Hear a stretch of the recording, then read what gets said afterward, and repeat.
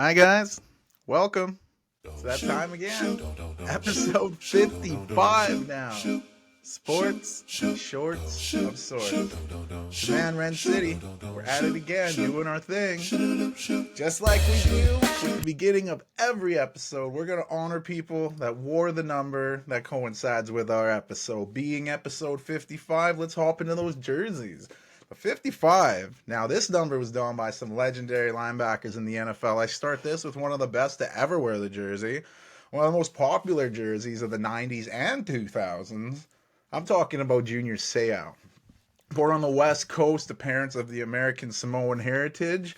After he was born, the family moved back to America Samoa for several years before returning to San Diego. Seau didn't learn English till he was 7 years old. He played football and he started making a name for himself, getting a scholarship to attend USC. He actually had to sit out from football his freshman season due to low SAT scores, which really hurt him and really hurt the family. But he got over it. He did what he had to do. He hit the field for the Trojans and put up huge numbers, especially his junior season. All Pac-10, Pac-10 Defensive Player of the Year. He'd leave after his junior season and go to the NFL, where the Chargers, local guy, got drafted 5th overall in the 1990 draft. Like I said, the local lad would become a fan favorite, earning the nickname the Tasmanian Devil for his wild antics, cartoonish character, and just the way he dominated on the field, taking everyone out. His rookie season, he'd start 15 of 16 games and was named an alternate to the Pro Bowl. That'd be his first of 12 consecutive Pro Bowls for Seau. That's crazy. During his time in San Diego, he'd make 6 first-team All-Pros, 3 second-team All-Pros, helped lead the Chargers to the Super Bowl 29 after playing an amazing game with 16 tackles against the Steelers in the AFC Championship game. However, the Chargers got murdered by the 49ers in the Super Bowl. One of the worst beatdowns in Super Bowl history. Seau's final year in San Diego wasn't ideal, and he dealt with injuries, and it cost him his Pro Bowl streak at 12. He'd get dealt to the Dolphins. His first season there, he was a standout, helping the Dolphins to a 10-6 record. Next few seasons, unfortunately, were kind of injury-filled. Led Seau to announce his retirement in 2006 in an emotional press conference, but the retirement was not very long. Seau would sign with the Patriots, played great with them, helping them putting up big numbers before he'd break his arm and miss the rest of the season. He'd sign up for one last dance with the Patriots and was a big part of that undefeated regular season that went all the way to Super Bowl 42, but we all know that team fell to Eli Manning and the Giants. Seau spent more time with the Pats before retiring in 2010. Wish there was a happy ending to Junior Seau's story, but there isn't. May 2nd, 2012, Junior Seau was found dead with a gunshot wound to the chest in his home in Oceanside, California. It was ruled a suicide, and there was no suicide note left, but there was a piece of paper in the kitchen. And on that note, there were the lyrics scribbled from his favorite country song, Who I Ain't. The song was co-written by his friend Jamie Paulin, and it describes a man who regrets the person he has become. Like, that's deep shit right there. And this brought a big flashback to NFL fans, to former NFL player Dave Durson, who also shot himself in the chest. He had left a suicide note requesting his brain be studied for trauma. Seau had no official reported history of concussions, but his ex-wife said, oh yeah, he sustained them and he just played through it. It was just in his nature. An autopsy showed there were no drugs present, but there may have been damage due to CTE, a condition traced to concussion-related brain damage. The symptoms, depression is a big one. Seau is one of at least 345 NFL players to be diagnosed after death with CTE. His family sued the NFL over the brain injuries he had sustained over his career, and the family reached a settlement with the league. Just such a shame that such a popular, happy-go-lucky player took his own life due to injuries he sustained playing the game he loved. It's bittersweet, Junior Seau is named to the NFL 90s All-Decade Team, the NFL 100th Anniversary All-Time Team. His number 55 was retired by the Chargers franchise, and he was inducted into the Chargers Hall of Fame. Junior Seau didn't become eligible for election into the Pro Football Hall of Fame until 2015. People thought his eligibility would be accelerated, but it wasn't, so he had to wait the standard 5 years. And then after he got elected to the Pro Football Hall of Fame, he wanted his daughter Sydney to introduce him if he was ever inducted. However, the Hall of Fame cited a 5-year policy of not allowing speeches for deceased inductees, so he denied her the opportunity to introduce her father. She was later allowed on stage uninterrupted for 3 minutes, which was played on the NFL Network, to give her full speech, which was then published in the New York Times. Seau became the first player of Polynesian and Samoan descent to be inducted into the Hall of Fame. Again, one of the best to ever play, and just such a sad story. We'll stick with, like I said, dynamic linebackers that wore 55. We'll go to Tampa Bay. Buccaneers legend Derrick Brooks. The Florida local would go on to play college ball with the Seminoles of Florida State. His number in college were pretty beastly. 3-time first-team All-ACC, ACC Defensive Player of the Year, 2-time first-team All-American, and he was a member of the 1993 National Championship winning team. That led to the Bucs drafting him 28th overall in the first round. As a rookie, Brooks started 13 to 16 games, making all-rookie team, and just like wine, he'd get better with age here. He'd have a fantastic career, playing all 14 seasons with the Bucs, making 11 Pro Bowls, 5 first-team All-Pros, 4 second-team All-Pros, and even won the Walter Payton Man of the Year award. His ability to stick out in one of the deepest positions in the NFL was huge, so much so that he won NFL Defensive Player of the Year in 2002. And Brooks capped off that season with an even bigger prize. Super Bowl 37, the Buccaneers dominated the Oakland Raiders with former Raiders coach John Gruden at the helm. To win the franchise's first ever Super Bowl. Brooks had a game-clinching pick 6 of Rich Gannon, returning at 44 yards to pay dirt. Some consider Derrick Brooks to be the best Buccaneer ever. I mentioned his individual accolades as well as his great play in the Super Bowl. He was named to the NFL 2000s All-Decade Team and the 100th Anniversary All-Time Team. The Buccaneers retired number 55, and they put him into the Ring of Honor. Brooks wore the number 10 at Florida State, which they also retired, but most remember him for rocking that number 55 in Tampa Bay jersey. Derrick Brooks was inducted to the College and Pro Football Hall of Fame, one of the best linebackers ever. Next up on the list, another linebacker. It's a player that caused a few fits for my Green Bay Packers. I'm talking about Chicago Bear legend linebacker Lance Briggs. Briggs wore the 55 alongside teammate and 54 mentioned Brian Urlacher. He played great collegiate ball at the University of Arizona, twice earning first-team All-Pac-10, which led the Bears drafting him in the 3rd round of the 2003 draft. Briggs would initially be a backup at the outside linebacker position, but once he got that starting job, he didn't let it go. 7 straight Pro Bowls, in which he earned 2 first-team All-Pros and 1 second-team. He was an integral piece of that monster defense that helped lead the Bears to Super Bowl 41 with Rex Grossman at quarterback. Those Bears would fall to the Colts in the big game, and Briggs spent his entire 12-year career in the Midway and still involved with the Bears, serving as an analyst for NBC's Chicago's Football After Show. Briggs was also named one of the 100 greatest Bears of all time. I was a little surprised when I found he wasn't in the Hall of Fame. I just kind of assumed he got in there and with Urlacher, and I asked around. I did my research, just, asking some peers, what do you think? Should Lance Briggs be in the honor? A lot feel he should. Some think he's on the edge, but... I think he was a big part of Urlacher getting in there. Urlacher was obviously a big part of him getting in. I thought he'd get in the Canton. We'll see. I mean, his numbers don't jump out to you. They're not like Derrick Brooks' numbers, right? Another linebacker and another 55 that played his entire career with one franchise. Talking about Washington Redskins legend Christian Hamburger. No, not a tasty hamburger, but Hamburger with an N. After being a football star in high school, he joined the United States Army, and he needed to take a scholarship to play at the University of North Carolina, playing on both sides of the ball, playing center on the offensive line and playing linebacker. He was named All-ACC at center as both a junior and a senior. And the Redskins, as they were called at the time, drafted Hamburger in the 18th round of the NFL draft. Yes, 18 fucking rounds. They went that long, which is surprising since Hamburger would become what many consider to be the best outside linebacker of his generation.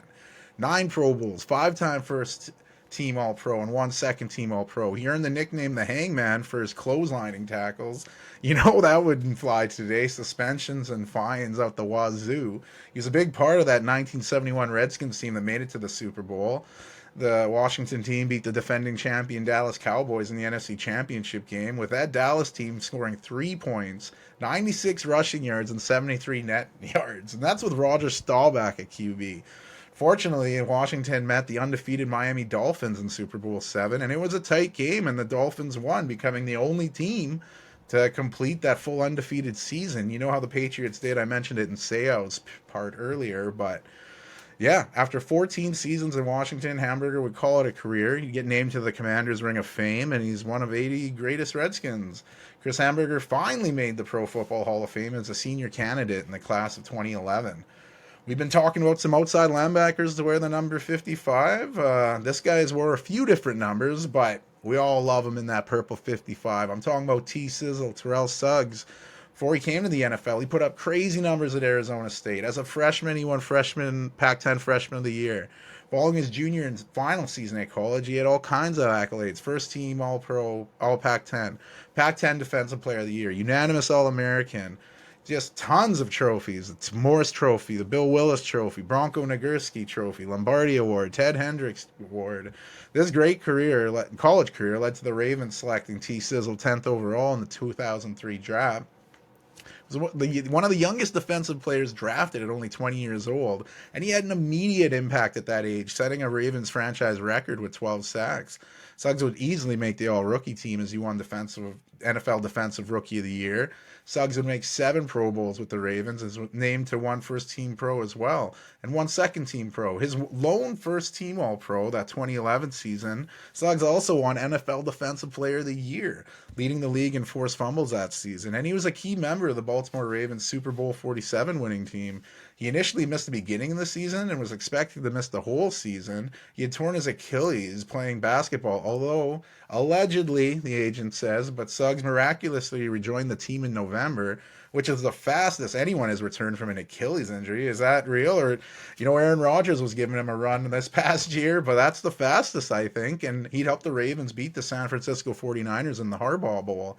16 seasons in Baltimore, Suggs signed a 1-year deal to join the Cardinals. Suggs was released from the Cardinals in a mutual decision. The Cardinals wanted to play the young guys, and Suggs wanted more playing time. It was a good breakup, I guess. And Andy Reid convinced Suggs to join the team with the prospect of playing with Mahomes. Like, hey, Mahomes is here, why not? That swung Suggs to join KC as an edge rusher, much like he played in college. And he's part of Super Bowl 54 winning team, again beating the 49ers, putting Suggs 2-0 against the 49ers in the Super Bowl, and giving Suggs 2 Super Bowl rings for his career. And he also sits 8th on the all-time NFL sacks list with 139. Suggs also holds 2 Baltimore Ravens records, most career sacks and most career forced fumbles.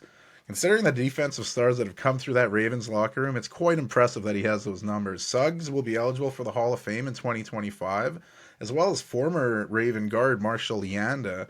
I think they're looking to go in their first year of eligibility, much like Ravens teammates Jonathan Ogden and Ray Lewis did. I think they both get in, no question. Put T-Sizzle in for sure. I think he gets in before Briggs. He's got it.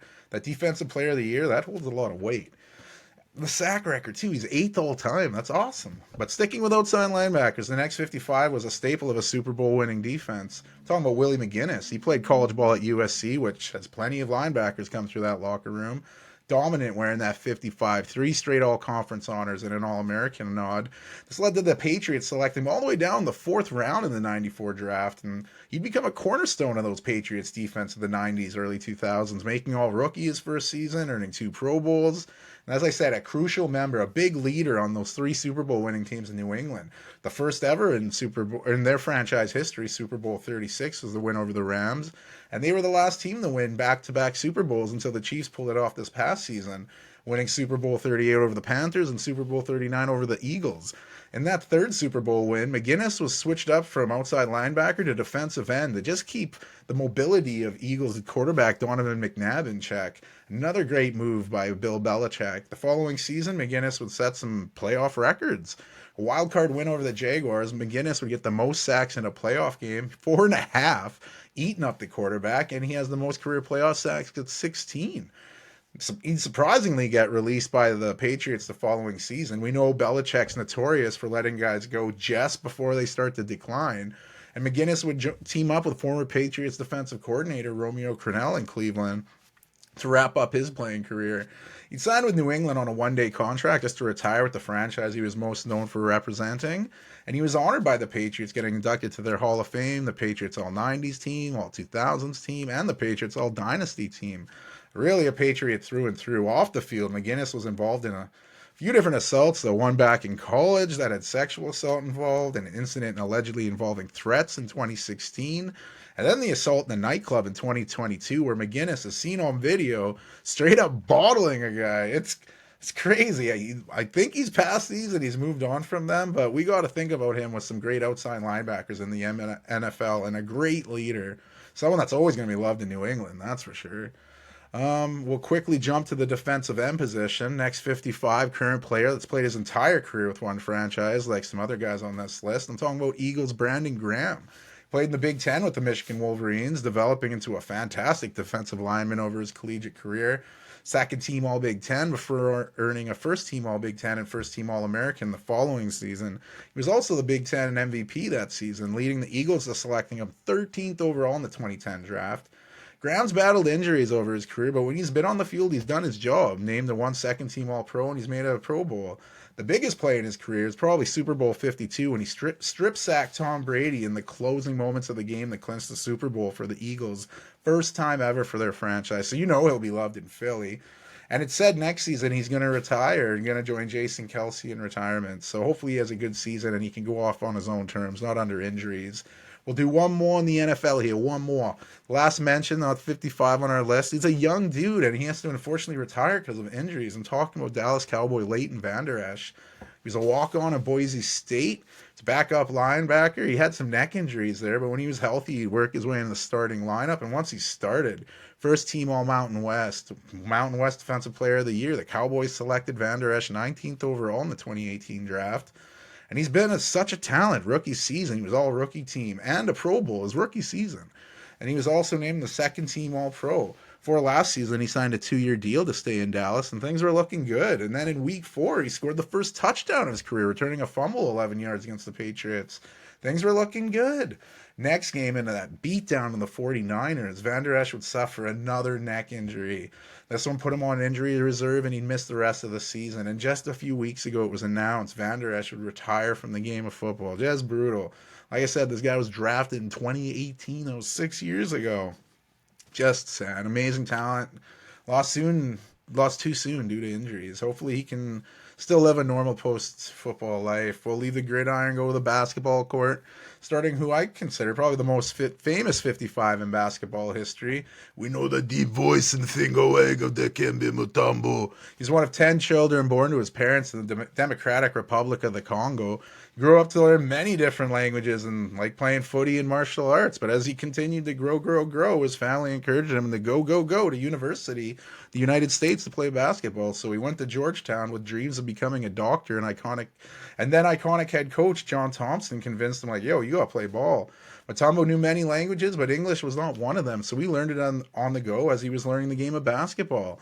Teamed up with fellow shop blocker Alonzo Mourning, the Hoyas were a feared team in the paint.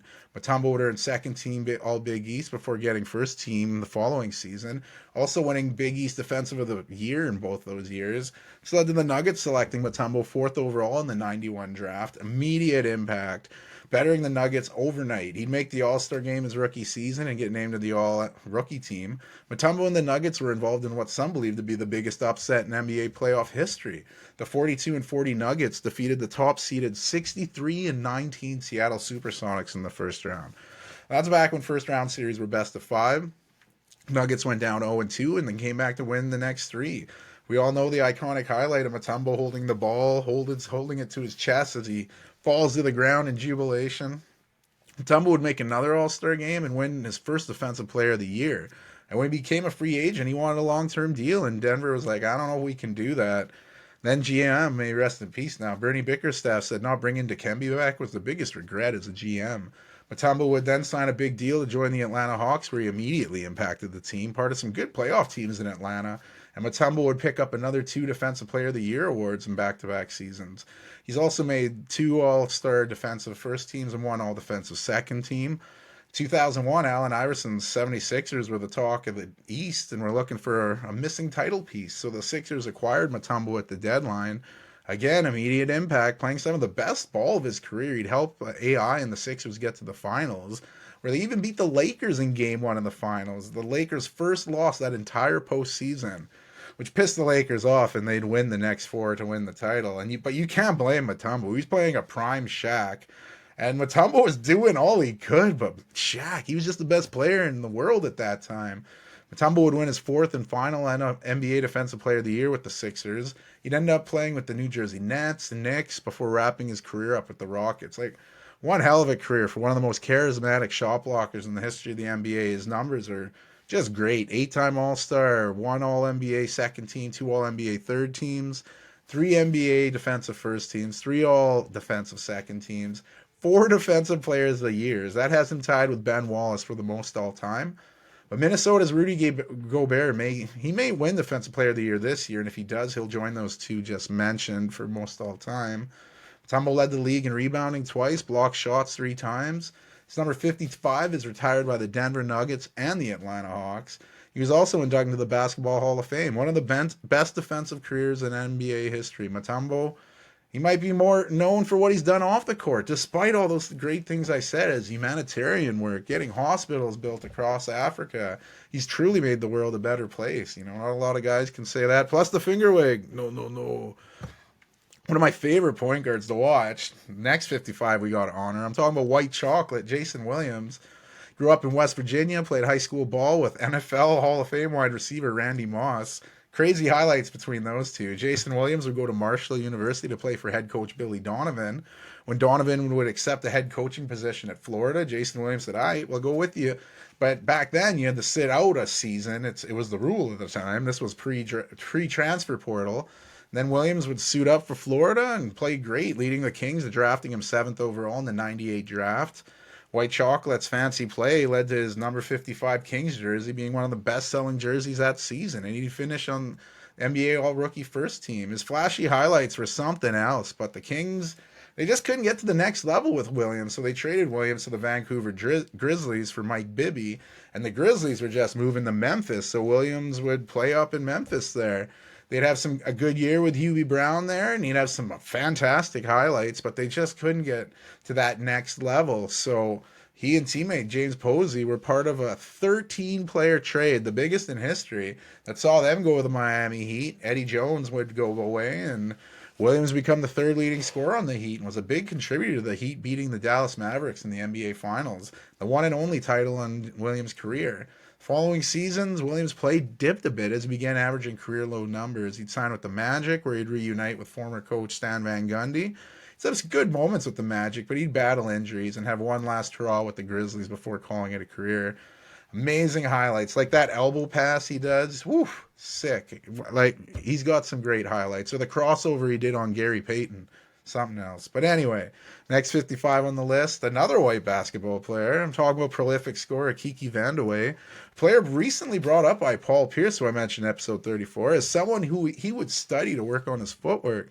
Vandeweghe was born in Germany with a former NBA player father, Ernie Vandeweghe, as his dad, and Colleen K. Hutchins, winner of the 1952 Miss America pageant. So there you go. Kiki would, as when they got back to the States, Kiki would play college ball at UCLA, earning 2nd team All Pac-10, followed by a 1st team All Pac-10 the following season, which led the Dallas Mavericks to select him 11th overall in the 1980 draft. But he said, "Nah, I ain't playing." He refused to play in Dallas, and he was traded to the Nuggets, and he was promptly booed every time he played in Dallas. But Vandeweghe would become a premier scorer in Denver. 2 All-Star appearances in back-to-back years. 83, he averaged 26.7 points a game, which was 2nd in the league. Following season, he averaged a career-high 29.4, which was 3rd in scoring. Vandeweghe would score 50 points for the Nuggets in a game against the Pistons, and that wasn't an ordinary game. That game, December 13th, my almost birthday, rest in peace, 1983. Still the highest combined scoring game in history. 186, 184, triple overtime win by the Pistons. Nuggets would ship off Vandeweghe for a group of players from the Trailblazers, and Vandeweghe would continue to put up big scoring numbers. But in the 87-88 season, he'd suffer a back injury that would really impact his career negatively. He'd lose his starting spot, get traded to the Knicks, where he'd play a few seasons before wrapping his career up with the Clippers. After his career was done, Vandeweghe would go on to the front office for the Dallas Mavericks, kind of full circle there. And he was instrumental in the development of Dirk Nowitzki from episode 41. He'd also have a play and assistant coach with the team before moving to the Denver front office, where he drafts some guy named Carmelo Anthony. Might have heard of him. Number 15. He was also known for making a few bad moves and was let go by the Nuggets. From there, he'd work with the Nets, and now Kiki Vandeweghe is an advisor for the NBA, and also a very fun name to say. Sticking with retired players, quick mention of a very large 55, former center Roy Hibbert. Great collegiate career at Georgetown, two-time first-team All-Big East, and a consensus second-team All-American. He made it to the Final Four his junior season, ran it back for one more year as a senior, and his last college game was an upset to the small school of Davidson and some shooter named Stephen Curry. Episode 30. The big man was drafted 17th overall by the Raptors, immediately traded to the Pacers. For a few seasons, Hibbert started to establish himself in the NBA, making 2 All-Star games and named to an All-Defensive second team. Big part of those Indiana Pacers teams that made some noise in the postseason and really battled those Miami Heat teams. Hibbert would then go on to play with the Lakers, Hornets, and Nuggets, but he was nowhere at the level he was with the Pacers. Pretty good big man that just happened to play in the wrong era. He would have done a lot better in the 90s when the big men were a little more stoic. We'll continue our 55 train here and mention another basketball player. Some say he looks like Jimmy Neutron. I'm talking about Duncan Robinson of the Miami Heat. He played in a Div 3 school, Williams College, where he put up big numbers and attracted the attention of Div 1 schools, and he chose to play at Michigan with the Wolverines. Robinson and Bob McCann are the only players that transfer from a Div 3 school to a Div 1 school with a full scholarship. That's wild. He proved to be one of the best shooters in college, even winning Big Ten Sixth Man of the Year. Despite that, he'd go undrafted in the 2018 draft. And the Miami Heat, they're the kings of finding undrafted players. They'd sign him, and he'd work his way through the G League before getting on the Heat roster, where he's been a great contributor to these teams of the Heat that have gotten to the finals. He's the fastest player to reach 1,000 career three-pointers. He did that in 343 games. He had a down year after signing that huge contract, the largest for an undrafted player, but he has since turned it around and looked more like the shooter we know he can be. We'll wrap up the NBA portion here with 55s with some current players. New York Knicks big man Isaiah Hartenstein. The injuries the Knicks have dealt with this season, especially Mitchell Robinson, the season he was having, Hartenstein has been a godsend. He stepped in, done what he's needed to do. At a young age, his family moved to Germany, where his dad played professionally. Hartenstein would play junior ball in Germany, working his way on the pro teams at a young age. He played in the Basketball Without Borders global camp in Toronto to give himself some exposure, which led to him getting drafted in the second round by the Houston Rockets. He'd work his way in the G League, never actually playing for them then. Going to Denver to play a little behind Jokic, and then once he was at the Cavaliers, he started to get some minutes. Once he was the Clippers, he could show even more, doing what he could with the minutes he was getting. And now he's with the Knicks, where he seems to fit in great. An athletic big man who's an underrated passer. He can move the ball pretty good. And the last current NBA player I'll mention is no more for his college games, but hey, it's March Madness. We've got to talk it. And his young NBA career stats. I'm talking about Luka Garza. The big man put up huge numbers at the University of Iowa, winning all kinds of individual accolades. This led to the Hawkeyes retiring his number already. His 55's already retired. Despite that dominant college career, Garza wouldn't get drafted until the second round by the Pistons. He'd spend most of his time in the G League before moving up to the Timberwolves, but he's had some trouble getting in the lineup. That Timberwolves front court's really good. We'll leave the hardwood for the baseball diamond. There's some pretty big names to rock the 55, starting with right-handed pitcher Orel Hershiser. Grew up in Buffalo, New York, playing hockey and baseball, and he'd get a partial scholarship to play at Bowling Green, where he struggled a bit academically and was sent home. He worked on his grades, had a bit of a growth spurt, returned to college, and did a lot better. This led to the Dodgers selecting him in the 17th round in the 79 draft. After a few seasons in the minor leagues, he'd get the call up to the show. Hershiser had some struggles in his early days, but made his first start against the Mets after an injury. From there, he'd hold down a starting pitcher job. The following season, he'd lead the NL in winning percentage, and he'd see his first postseason play. The next 3 years for Hershiser were just phenomenal. 3 All-Star games. 1988, though, specifically, amazing. Orel Hershiser would lead the NL in wins and win the NL Cy Young, as well as a Gold Glove. He would set an MLB record for consecutive scoreless innings pitched with 59. That's wild. That postseason, Hershiser would win NLCS MVP as well as World Series MVP, as the Dodgers would win the MLB championship in 5 games over the Oakland Athletics. Hershiser is the only player to receive the Cy Young Championships MVP and World Series MVP the same season. He had also won a Silver Slugger Award in LA, and after some serious labor issues and the strike, Hershiser would be a free agent and sign with the Cleveland Indians. He's brought in to be a good leader to the young clubhouse, and the move seemed to work as the Indians got back in the postseason for the first time in 41 years. Hershiser again pitched great in the postseason, winning ALCS MVP against the Mariners. becoming the first player to win the LCS MVP in both leagues. It's pretty wild. Hershiser and Cleveland would lose the World Series to the Braves in 6, and Hershiser and Cleveland would get back to the World Series in 97, this time losing to the Marlins in 7 games. Hershiser would finish off his career with the Giants, Mets, and then one more season back where it started in LA. After retiring from playing, Hershiser was coach of the Rangers for a few years and has found another career in competitive poker. He's a very unique pitcher. It had one of the most dominant stretches in baseball for a pitcher. However, bad injuries and lack of big-time stats to jump at you may prevent Hershiser from making the Hall of Fame, which is a shame because that record of 59 consecutive scoreless innings, that's crazy. Sticking with another dominant right-handed pitcher, next up, longtime San Francisco Giant Tim Lincecum. He earned the nickname the Freak because he generated sick power despite standing 5'11", 170 pounds. He was drafted right out of high school, but he wanted to play college ball. He went to University of Washington, where he'd win Pac-10 Pitcher of the Year twice, and he'd continue to get drafted. And he's like, yo, let me just finish my schooling here. Then finally, in 2006, the Giants would draft Lincecum 10th overall, becoming the first Husky to be drafted in the first round of the draft.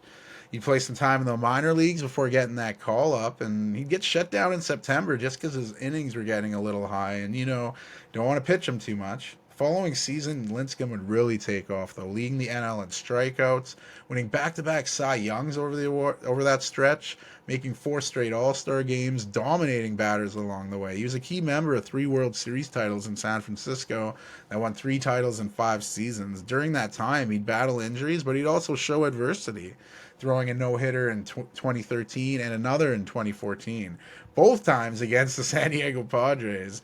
Lincecum would join the LA Dodgers on a 1-year deal, but he'd struggle through injuries and subpar play.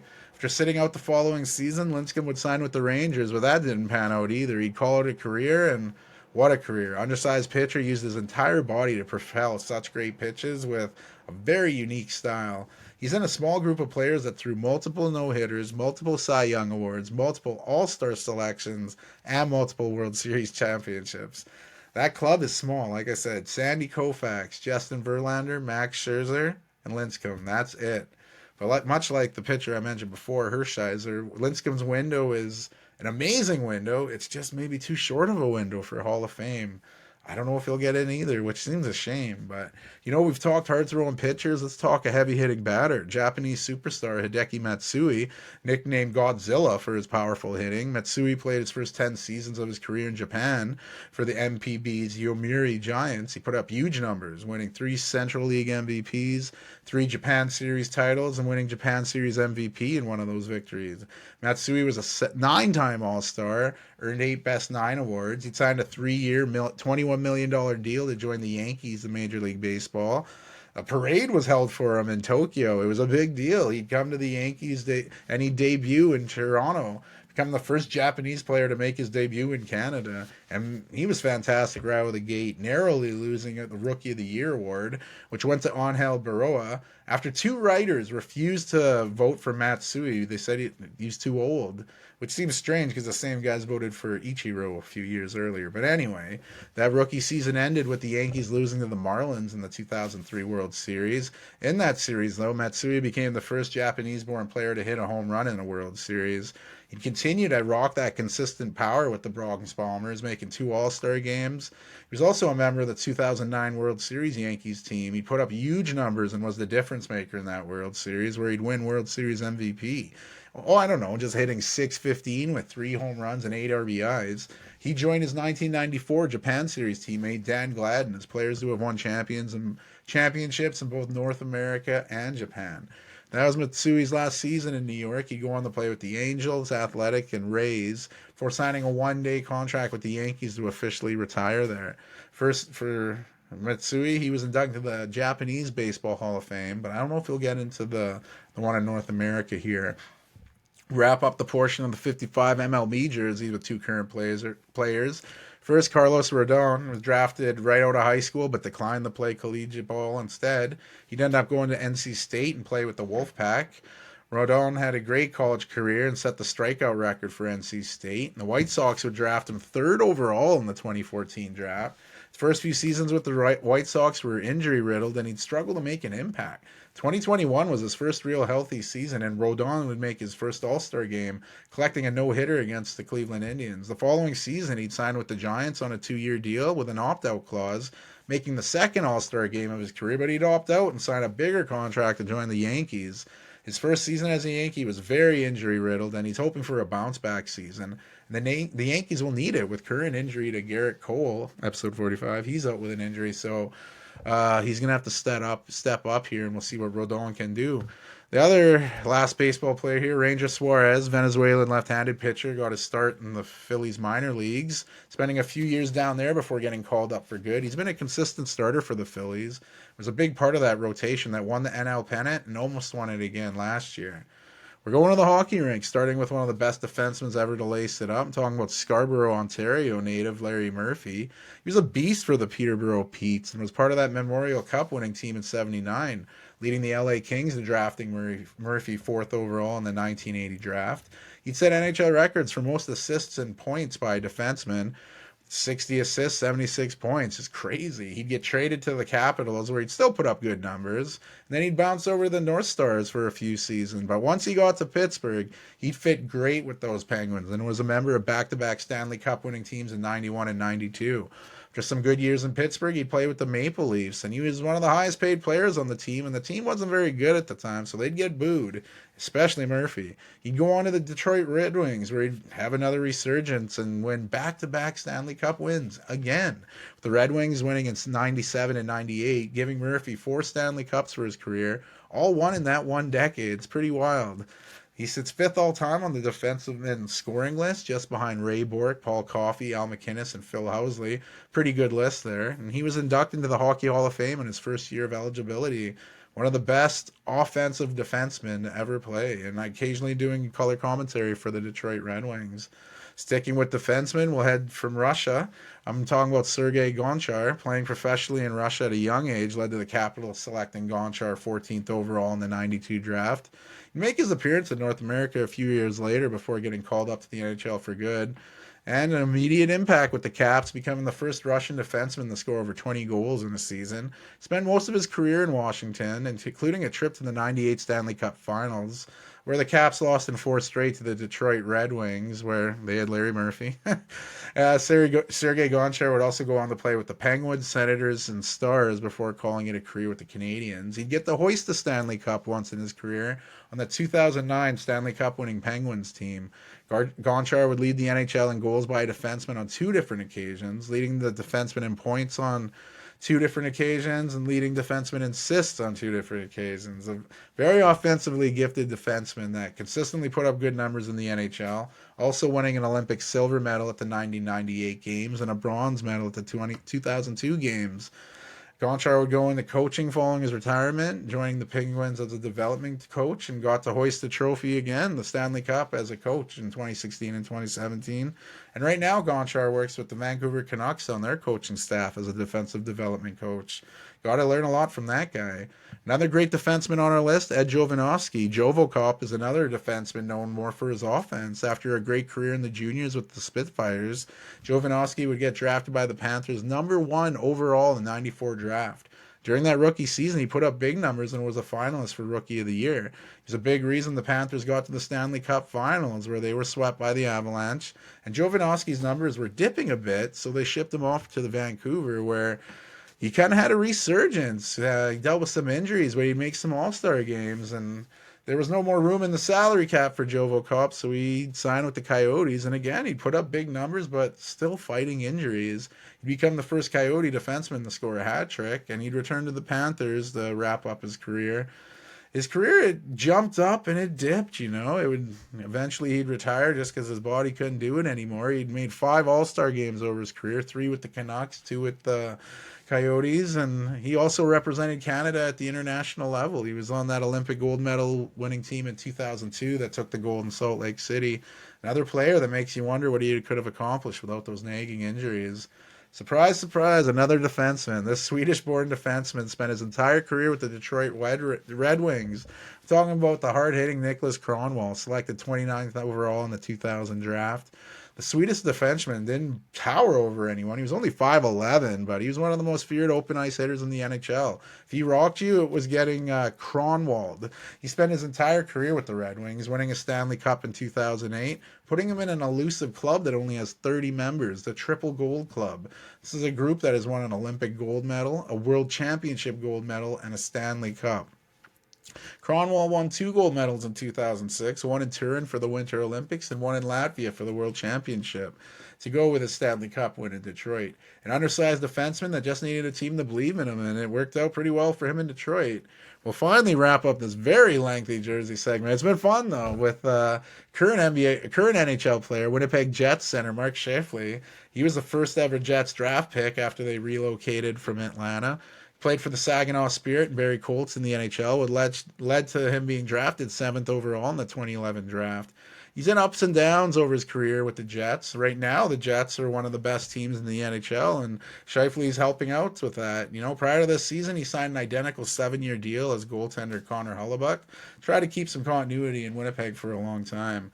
Wow, those were jerseys. I didn't realize how long we were getting there, but let's jump right in the wild March Madness, this NCAA tournament. What a tournament we've had so far. We're just 2 rounds in. It's been fucking gong show. Some gloriousness, brackets busted all over the place, showing how hard it is to pick a perfect bracket. Some teams have lived up to this hype, some have choked. Last year's champions, University of Connecticut, they've looked amazing.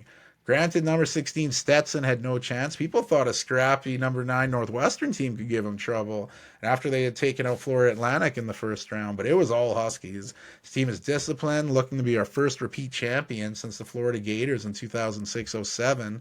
That group with Al Horford, Joakim Noah, and Corey Brewer many years ago. UConn big man Donovan Clingan looks even better than last year, especially on the offensive side. That UConn team will be facing San Diego State in a rematch of last year's championship game. The number 5 Aztecs held on to a close win in Alabama, Birmingham, in the first round before cruising over an easy win over the underdogs Yale. The Ivy League University had stunned Auburn in the first round to set up that match with the Aztecs, but San Diego State took them out. This should be a juicy matchup with UConn, though. A rematch of last year. Like, I'm expecting UConn to win, but we'll see what happens. And I mentioned Florida Atlantic. After their loss, their head coach announced he'd be taking the vacant head coaching job at Michigan. So we'll see how he goes there, if anybody will transfer with him in the portal. We'll find out there. On the bottom of that side of the East bracket, there was a big surprise in the first round. Number 11, Duquesne, won their first NCAA tournament game since 1969. The Dukes killed a lot of brackets when they beat number 6 BYU in the first round. Duquesne had stunned VCU in the Atlantic 10 final in their tournament just to get into the big dance. But they'd have their dreams broken next round when they'd lose the number 3 Illinois. The Fighting Illini were down early to Morehead State, but came back to win in their first round matchup. They have a Sweet 16 matchup with the Iowa State Cyclones. Iowa State beat number 15 South Dakota State before beating number 7 Washington State to get to the Sweet 16. That's a juicy matchup too. I know a lot of people have Iowa State going on, but I picked Illinois to come out of there, so we'll see what happens. I'm still rolling with that. Should be a dandy. We'll pop across the bracket to the south. Number 1 Houston making it to the Sweet 16 by the hair of their chinny chin chins. They demolished number 16 Longwood in the first round, and they look to be on their way against number 9 Texas A&M, who had knocked out number 8 Nebraska in their first round game. Houston was up 13 with minutes to go against the Aggies, but then the Aggies went on this crazy run, capped off with an Anderson Garcia buzzer-beating 3 to force OT. It was insane. The Cougars had 4 of their players foul out in this game, big-time players too, but the team collectively came together and held on in overtime. It was crazy. Tremendous adversity shown by the Cougars. They really showed the next man up mentality in a big way. It was the first time a tournament game had 4 players foul out for a team, and they won. The last time it happened, UTEP did it back in 1987. So now Houston will meet up with Duke, number 4 Duke in the Sweet 16. The Blue Devils cruised to some easy victories, dismantling number 13 Vermont and then crushing number 12 James Madison, who some say surprised Wisconsin number 5, but looking at the season, that's probably not big of a surprise. But that Houston-Duke matchup, that'll be a doozy. There's some surprising results in the bottom portion of the South bracket. Number 3, Kentucky. The Wildcats fell to little number 14, Oakland University. No, not the Oakland, California. This is in Rochester, Michigan. The Golden Grizzlies had secret three-point weapon Jack Golke coming off the bench. He'd hit 10 threes, getting 32 points in that stunning win. Kentucky fans didn't know what to do. But you got to feel good for Oakland coach Greg Kampe. He's been at the university since 1984. This is their first ever NCAA tournament win that wasn't a playing game. And this is just huge for the university. You got to be happy for this coach. He coached Oakland when they were in Div 2, helped guide them in the Div 1, and now he gets this win. It's crazy. After coaching for 40 years with the university, love it. They took on number 11 NC State in the second round. The Wolfpack had beaten number Texas Tech to get there. And it was a battle of the double digits, but NC State, led by DJ Burns, you've heard me talk him up on this show. The Wolfpack were able to hold off the feisty Golden Grizzlies, despite Trey Townsend having 30 points and Golke scoring 22 off the bench. But NC State would win, make it to the Sweet 16. In the Sweet 16, they'll face number 2 Marquette. The Golden Eagles came back from an early deficit to beat number 15 Western Kentucky in round 1. They narrowly hold on to beat the number 10 Colorado Buffaloes. The Buffaloes had beat number 7 Florida in the first round to get to that point. So now we have a match of a number 11 NC State, number 2 Marquette. I picked NC State to make the Elite Eight, so I'm happy with how this is going here. How could you not like DJ Burns? He said, I watched a lot of Akeem Olajuwon growing up. I just happened to end up with a Zach Randolph build. I love that. Can't hate on that, dude.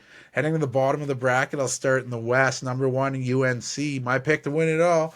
Rolled number 16, Wagner. And we're in a little bit of a tight game with number 9, Michigan State.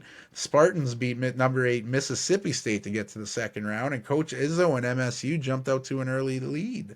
But the Tar Heels showed why they're the number 1 rank and why many picked them to win it all, including yours truly, as I said. North Carolina would face number 4, Alabama in the Sweet 16. The Crimson Tide won a high-scoring affair with number 13 Charleston before holding on to win a feisty game with number 12 Grand Canyon. Guard Mark Sears was an absolute huge beast for Alabama in that second round. Both sides of the floor, tough D, big shots.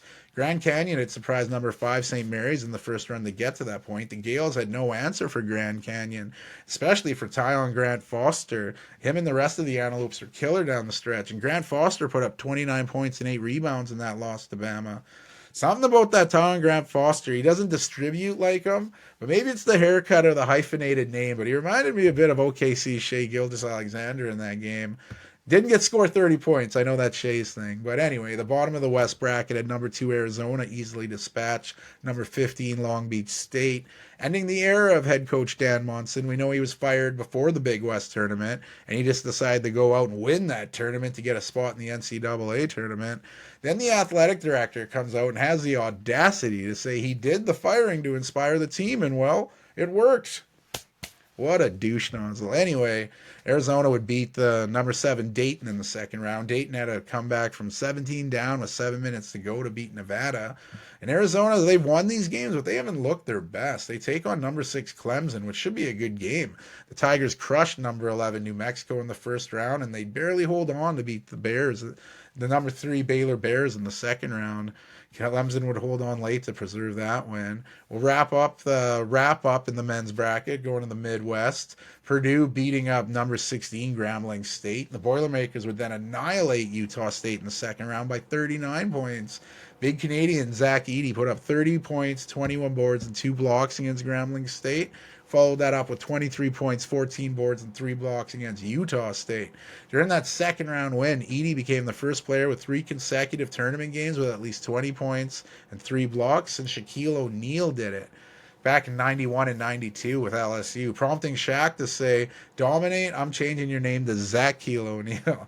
Purdue will face number 5 Gonzaga in the Sweet 16. The Bulldogs beat number 12 McNeese State in the first round, easily took care of number 4 Kansas in the second round. This Gonzaga team has depth and gets points from a lot of different players. Canadian Ryan Dembar dishing out to everyone. He's like a waiter this tournament. That should be a fun matchup between those two. Disappointing ending to a disappointing season for the Kansas Jayhawks. We'll see how head coach Bill Self gets the Jayhawks to bounce back next year. The bottom part of the Midwest had number 2 Tennessee winning both their games to make the Sweet 16. They easily took out number 15 St. Peter's in the first round and then won a doozy in a battle at Texas. The Longhorns almost completed the comeback, but Tennessee would hold on. Dalton Connect looks like the real deal for the Volunteers. He's a baller. Tennessee will face number 3 Creighton in the Sweet 16.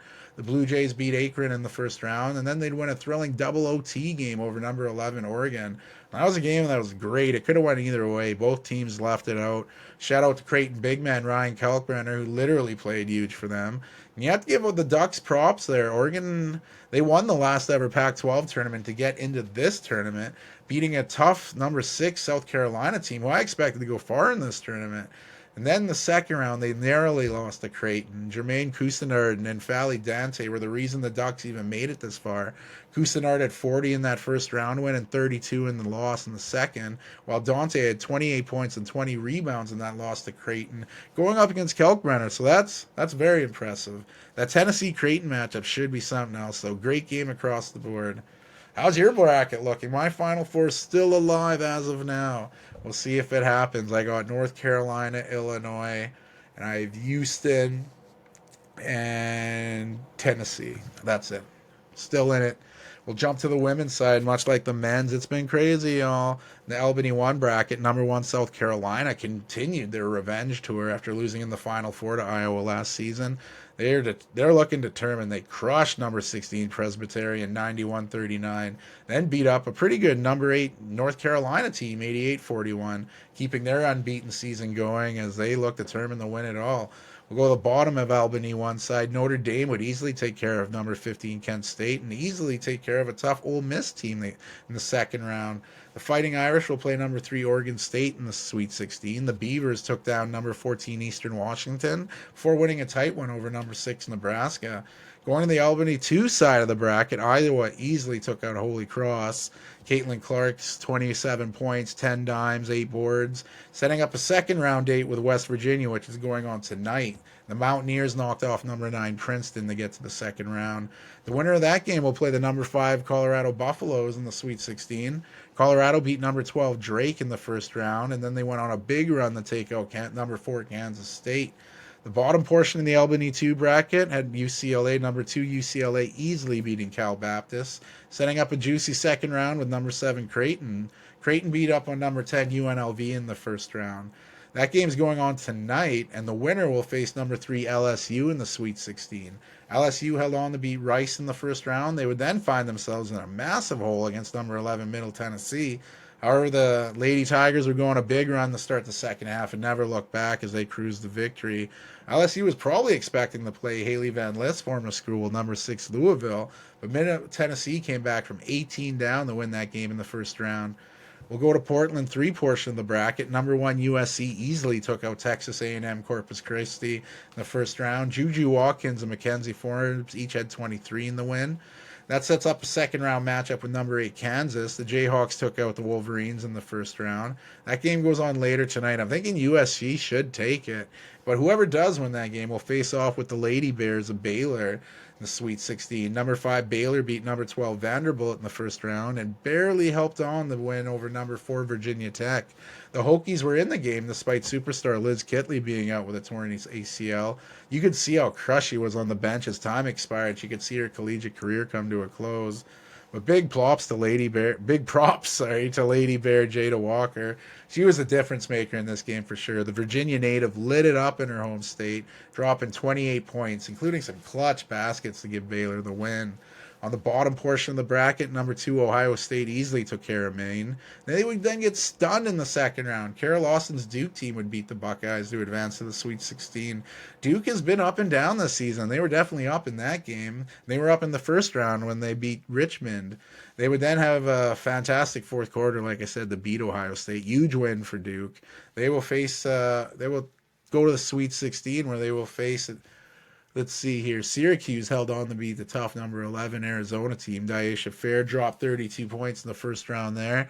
Number 3 UConn had 3 players go over 20. Aaliyah Edwards, Ashlyn Shade, and Paige Beckers, and their one-sided win over Jackson State. And that set up the battle between Syracuse and UConn. It would be close at times, But the Huskies were the better team. Paige Beckers, 32 points, 10 boards, and 6 dimes. I'd say she's healthy right now. So that'll be a fun matchup with Duke there. Going to the last side of the women's NCAA tournament bracket, we go to Portland 4. Number 1, Texas marched their way to the Sweet 16, easily taking care of Drexel. For winning a closer game against Alabama, Madison Booker showed off some nice moves in that win over Alabama, with Texas alum Kevin Durant in the crowd watching someone represent his number 35 very well. We'll find out who Texas is matched up with in the Sweet 16 later tonight. Number 5, Utah beat number 12, South Dakota State to get to the second round, and they'll be taking on number 4, Gonzaga, who easily took care of number 13, UC Irvine. That should be a fun game. On the bottom part of that bracket, number 2, Stanford's marched their way to the 16, easily taking out Norfolk State in the first round. Second round matchup was a doozy, though. 2 great post players going on it. Stanford's Cameron Brink, one of the top 5 players of the year, taking on number 7, Iowa State's Audie Crooks, who I've ramped up on this show. This game would go to overtime. Stanford would prevail. Both those big players fouling out there. Audie Crooks had a huge night in the first round win over Maryland, dropping 40 points, 12 boards in a 20-point comeback win. But they just came up short against Stanford. Stanford will play number 3, NC State. The Wolfpack took out number 14, Chattanooga in the first round before holding off a late comeback by number 6, Tennessee in the second round.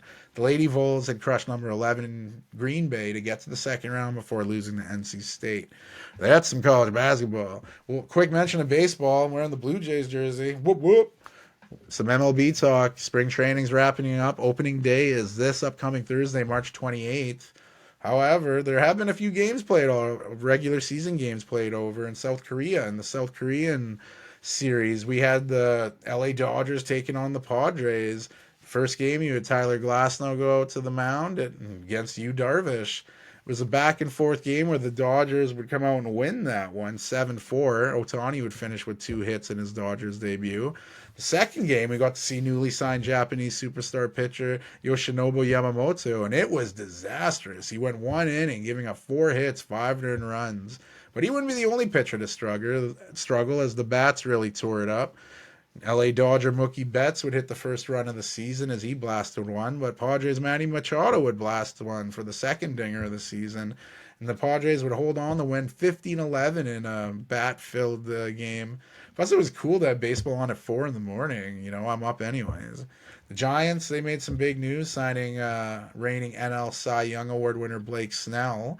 Signed to a 2-year, $62 million deal to join the Giants. That's huge, but let's go back to the Dodgers. We know the biggest news in baseball right now is involving LA Dodgers Shohei Ohtani. He signed that record-breaking contract, and he just fired his interpreter, Ippy Mizuzara, after inquiries surrounding at least $4.5 million were in wire transfers from Ohtani's bank account to a Southern California bookmaking operation that is under federal investigation. Initially, Ohtani's camp said Ohtani transferred the funds to cover the debt. However, the following day, in a statement from the law firm representing Ohtani, said Ohtani has been the victim of a massive threat. Mizura then told ESPN that Ohtani had no knowledge of this debt and Ohtani did not transfer the money. Today, Ohtani addressed the media saying he's never been on sports or knowingly paid any gambling debts accumulated by his longtime interpreter. Ohtani said, "I'm very saddened and shocked someone when I trusted has done this. Ippy has been stealing money from my account, has been telling lies. I've never been on sports or have willfully sent money to a bookmaker." Ohtani addressed the media for like 12 minutes as he looked to clear his name. I think this guy was straight up robbed. However, you know the gears are going in the conspiracy theorist brain saying, yo, this guy's a fall guy. I want to know what Pete Rose has to say about all this. It's just, what a wild story. Days before opening day. This is crazy. You can't make this shit up. But like I said, opening day is just around the corner. And there's more than just Shohei Ohtani. We got baseball coming. The Blue Jays, the jersey I'm rocking today, they're sending Jose Barrios to the opening day to take on Tampa Bay. Should be exciting. Baseball back. Hooray. Quickly go to the NHL here. A wild week in hockey. How about those Colorado Avalanche? They're so hot right now that they'll start melting. Winners of 9 in a row. The Avalanche really look hard to beat right now. They share the lead in the Central Division with the Dallas Stars, who are on a 4-game winning streak of their own. The Winnipeg Jets, who I mentioned the Mark Scheifele bit earlier, they've fallen a bit behind those two teams in the division as they've lost 3 in a row. And they've got to be careful because the Nashville Predators, they've won 5 in a row and they're nipping at the heels of the Jets. The Canucks, the Vancouver Canucks, are on a 3-game winning streak and have been distancing themselves in the Pacific Division. The Oilers are in that second spot in the division but have lost 2 in a row. Not as bad as some other Pacific teams, though. The Kraken, they're falling on hard times, 8 in a row. The Sharks, they're struggling to stay afloat. 7 in a row they've lost. Tough goings in the ocean there. Out east, the Florida Panthers have cooled off a little bit, and they share the Atlantic Division lead with the Boston Bruins. The Maple Leafs and Lightning are in a small group behind those division leaders, while in the Metropolitan, it's all Rangers and Hurricanes. They're looking really good right now as they're kind of dominating that division. There's some teams struggling. The Penguins have lost 3 in a row, and the Blue Jackets losers of 4 in a row. But hey, how about those Capitals? They've been playing some pretty good hockey lately, and they've on a little bit of a 2-game winning streak. Alexander Ovechkin's been scoring again as he tries to chase down Wayne Gretzky's all-time goal tally. So we'll jump to the stats. Tampa Bay's Nikita Kucherov still leading the league with 123 points. Colorado's Nathan McKinnon, he's just behind him with 122, while Edmonton's Connor McDavid is in third with 117 points. In the goals department, we have 3 players that have hit the half-century mark. Toronto's Austin Matthews still leading the way with 58 goals. Tied for second is Florida's Sam Reinhart and Edmonton's Zach Hyman. They're both sitting on 50 for the season. Nice milestones for those two. Going to goaltenders, I'm looking at the numbers and I'm looking at players that at least played 40 games. So with that being said, Florida's Sergei Bobrovsky is on the case and he's leading the league in goals against average. Save percentage leader, Winnipeg's Connor Hellebuyck. Sorry. Looking at the rookies, Connor Bedard still leading the youngsters in points and goals. And this is all with, remember, the number 1 overall pick missing all that time with a fractured jaw earlier in the season. There's no domestic league play in the big footy leagues. That's an international play, but there are some still important matches going on. Team Canada took on Trinidad and Tobago with a spot in the Copa of America on the line. Canada would get an opening goal from Mallorca forward Kyle Larin. Then Jacob Schaffelberg would score the dagger in stoppage time. Massive win for Canada. They almost looked like they'd miss out on this big tournament. Costa Rica beat Honduras to punch their ticket as well. And this expanded Copa America will begin on the group stage June 20th. Canada, they have an easy boat. Just kidding. They'll take on defending World Cup champions Argentina. That game could get really messy, if you know what I'm saying. Canada's group is stiff with the before-mentioned Argentina, Peru, and Chile. Yikes. More CONCACAF action. USA took on Mexico in the Nation League final. Goals by Tyler Adams and Gio Reyna would give the U.S. the win. Good to see Gio Reyna back on the pitch. He's barely seen the field with Nottingham Forest while he's on loan in the Prem there. Some UEFA Euro Championship qualifiers went down during the midweek. Georgia took out Luxembourg. Ukraine beat Bosnia and Herzegovina. Greece crushed Kazakhstan. Iceland beat up on Israel. Poland beat Estonia. And Wales beat up on Finland, which sets up big matches tomorrow, Tuesday, March 26th, or today, or whenever you're watching. Spots in the 2024 Euros on the line. Georgia hosts Greece, Ukraine face Iceland, and Wales hosts Poland. Lots of drama in those games with lots on the line. We had some exciting international friendlies as well. England hosted Brazil that looked to be a scoreless draw until 17-year-old prodigy Endrick scored his first goal for Brazil, giving them the 1-0 win on English turf. Germany would beat France 2-0 following Florian Wirtz's goal just 7 seconds into the match. That guy can't stop scoring, Leverkusen or Germany. More international friendlies to go on before we commence back to league play on the weekend. I mentioned the international break. However, MLS is like, we still playing. TFC continue to look great under former women and men's manager John Herdman. They beat Atlanta 2-0 over the weekend as TFC stay among the East best in the conference. A lot of players went on international duty for Inter Miami, and it showed. New York Red Bulls crushed them. Scotsman Lewis Morgan would score a hat trick for them. And there's lots of good footy going on in the MLS here. One last bit of footy news. It's kind of sad. Fiorentina's general director, Joe Barone, passed away at age 57.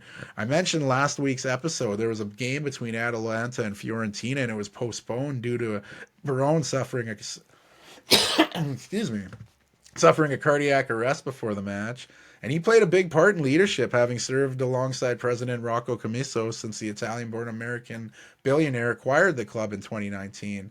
The Fiorentina family is saddened by the news and released a statement honoring the man, only 57 years old, and there still hasn't been a date given for the makeup game there. But it's such a sad shame that someone go like that. We had Formula One return down under. We had Alex Albon's car damaged so bad that Williams had to make a decision. They said Logan Sargent hit the showers, and they gave him Alex Albon's car. You don't see that too often. And there was some drama on the track as well. Max Verstappen has been nothing short of dominant this last bit. He had to retire from the race only 5 laps in. You could see the smoke on the back of his car, and the commentators thought it was engine trouble, but then you could see his brakes were actually on fire. He got into the pits, his day was over, ending a streak of 43 consecutive races without retiring and ending his winning streak at 9 races. Lewis Hamilton would follow suit not too long after and retire from the race, except his was actually engine trouble. He could barely get his car off the track.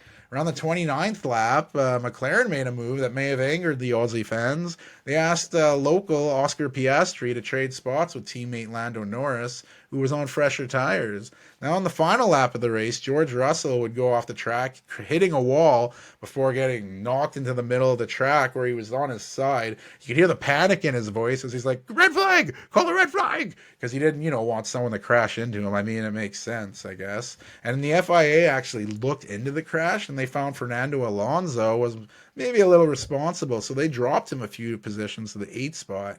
But hey, Ferrari's Carlos Sainz, he'd win the Australian GP. The smooth operator wins another race, this time after having his appendix removed last week. This might prompt other teams to ask their drivers to give up their organs for the team. We'll see. But you got to be happy for Carlos Sainz. He's literally racing for his job. We know Lewis Hamilton's taking his seat next season. And his current teammate Charles Leclerc would get second. McLaren's Lando Norris finishing in third. Teammate Oscar Piastri just behind him in fourth. No race next weekend, this Easter weekend, but the following weekend, the Japanese Grand Prix will take place.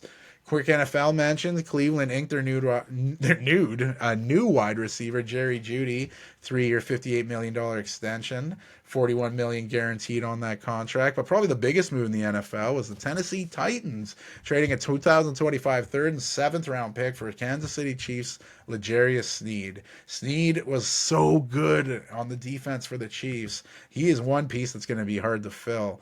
But great move for the Titans there. You got to like what the Titans are doing here. Quick boxing mention, big heavyweight bout will be going down in Saudi Arabia again. June 1st, Deontay Wilder will be taking on Bang Bang Zhang. That bout will take place on the undercard of the Artur Beterbiev versus Dmitry Bivol undisputed light heavyweight bout. That should be a night of boxing right there.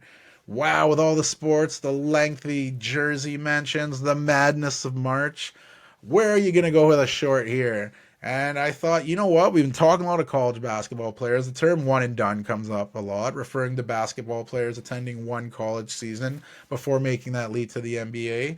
My one and done, they're a little different. As referenced in other people's shows, I used to be a piece of shit. I'm not now, but I used to be. And these shorts are involving shitty or any. And these were one and done jobs. Not anything gross. I wasn't giving out handies or anything. This was like work jobs. I was in an occupation where I'd accept the position to work, and I'd work one goddamn day. Let me explain. In grade 11, we lived in Edmonton briefly. I needed some money. Job, I believe SportsMart or one of those stores that no longer exist. Rocked the interview, got the job, showed up. It was a fucking shit show. They were in the middle of remodeling the store. Looked like a bomb had gone off, and they just needed glorified grunt work. I worked there one day grumbling, not really getting along with them. You're just in one of those moods. You're a teenager. Like, what the fuck is this? Why didn't they mention in the interview I'd be doing this bullshit? So I completed that day, went home, bitched about it. And when the time came in to go to work the next day, I was like, you know what? Fuck it. I was really feeling that teenage entitlement at that point, refusing to work. Like, I don't know. I somehow thought I was above that work. Thinking about it now, it's like, dude, what were you doing? So you're like, that's the only time you only worked one day and quit, right? Wrong. One of my best friends, shout out Chris, he went out on a limb and got me a job at Canadian Tire. I was like, man, dope, thank you so much. He told me the job starts at 4 a.m. and I'll be moving stock and whatnot. I'm like, yeah, whatever. So I show up and I'm like, man, this is fucking early. I don't want to get up this early. And this was back when Ren City, you could put me in a sleep contest with hibernating bears, and I might win. It was a struggle to get up that early, you know. I was sleepy as all kinds of fuck. Now I'm up at the crack of dawn, old man Rennie, but young man Rennie was not into that. And again, it was grunt labor shit, just moving stock for Can Tire. I was like, what the fuck? And it's literally what my friend said. You'll be moving stock early in the morning. But for some reason, I was just like, this is bullshit. Fuck this. And the guy who was training me, he had this dope ass holster for his pricing gun. I mean, I was a little jealous of that. But otherwise, I was like, this is bullshit. I don't want anyone to teach me because you know I'm going to fuck off. And it was just, again, I worked one day and I disappeared. The only problem was my buddy recommended me. So the rest of the time he worked at that place, I'd be referred to as that piece of shit guy. I was that guy. Don't be that guy. So I developed a better work ethic after this going forward. Again, I don't know what that entitlement was there. And now if people do this, you know, they show up and ghost you at work, you're like, what the fuck, man? So karma's a bitch, I guess. But hey, speaking of a bitch, this March Madness has been a bitch. Wrecking brackets, my Final Four still intact. UNC still going to win. Hoo, hoo, hoo. Tar Heels. But hey, there it is. Episode 55 in the books. Like I said, this March is madder than ever. Upset after upset. Favorites are favoriting. It's all going down. We have international footy wrapping up. We have some college hoops, women's bracket wrapping up tonight. We'll know who's playing in the second round. Like I said, March is hot right now. Well, not outside unless you're not here, but sports-wise, we be cooking. So thanks again for tuning in. Episode 55 in the books. Sports and shorts of sorts. Rencity out.